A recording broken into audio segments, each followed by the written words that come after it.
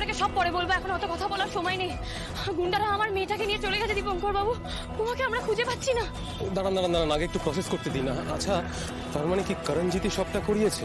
আর তাই যদি হবে তাহলে করণজিৎ মারা যাওয়ার পর উমাকে নিয়ে চলে গেল কে? আমি জানি না, আমি এত কথা জানি না। আমি শুধু জানি আমার মেয়েটা মিসিং। আপনি প্লিজ আমার মেয়েটাকে খুঁজে দিন। কে বা কারা ওকে নিয়ে গেছে, কোন দিকে নিয়ে গেছে, আমরা কিচ্ছু কুলকিনারা করতে পারছি না। আচ্ছা ঠিক আছে, দাঁড়ান দাঁড়ান দাঁড়ান। এই হাইওয়েতে একটু গ্যাপে গ্যাপে সিসিটিভি ক্যামেরা আছে, বুঝতে পারছেন তো? আমি সেই সমস্ত সিসিটিভি ক্যামেরার ফুটেজ নিয়ে আসার চেষ্টা করছি। ঠিক আছে, একটু ওয়েট করুন, বুঝলেন?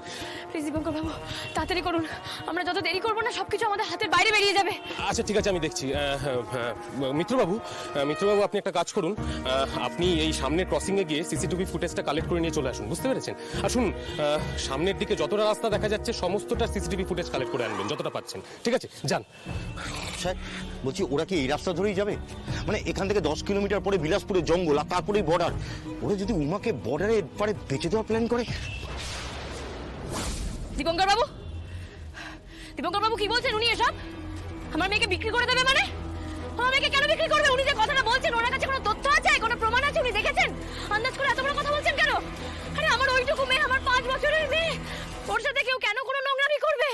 এরকম কাজ ওর সাথে কেউ করতে পারে না। দীপঙ্কর বাবু প্লিজ এই ধরনের কথাবার্তা অ্যাটলিস্ট আমার সামনে বলবেন না। আমার মেয়েকে কেউ কেন বিক্রি করবে? আরে বাবা, ওরা তো টাকা চেয়েছে, ওদেরকে তো টাকা দিয়ে দেবো আমরা। আপনি কে বলুন তো, কে বললেন এই কথাটা? কে আপনি? কে কে কে আপনি?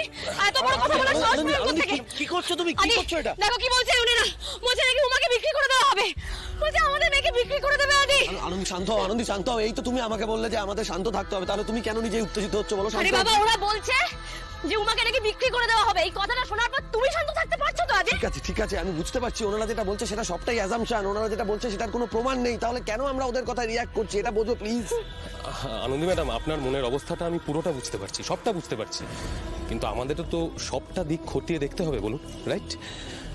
এর আগে এই রুটটা এই কেসে অনেকবার ইউজ করা হয়েছে। আমি তো নিজে অনেকগুলো কেস এখানে হাতে নাতে ধরেছি। হ্যাঁ, এটা ঠিক যে অনেকগুলো কেস আবার ফসকেও গেছে। আমার মনে হয় উনি ওনার পূর্ব অভিজ্ঞতা থেকে এই কথাটা বললেন যে এরকমটা হতেও পারে, জাস্ট সেইটুকু। হতে পারে, সবকিছু হতে পারে, আপনাদের সব কথা সত্যি হতে পারে, কিন্তু আমার মেয়ে বিক্রি হবে না, এটাই সত্যি। ওকে কেউ কোথাও নিয়ে যাবে না। আদি, আদি তুমি প্লিজ ওনাদেরকে বলো আমাদের উমা মা দুর্গার অংশ। ও এমনি এমনি আমাদের জীবনে আসেনি, ওর কিছু হতে পারে না।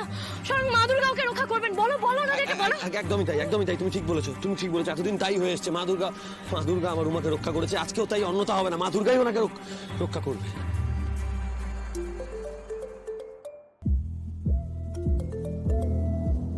হ্যাঁ মিত্র, বলুন। স্যার সিসিটিভি ফুটেজ চেক করলাম, যা দেখলাম সেটা ভয়ঙ্কর।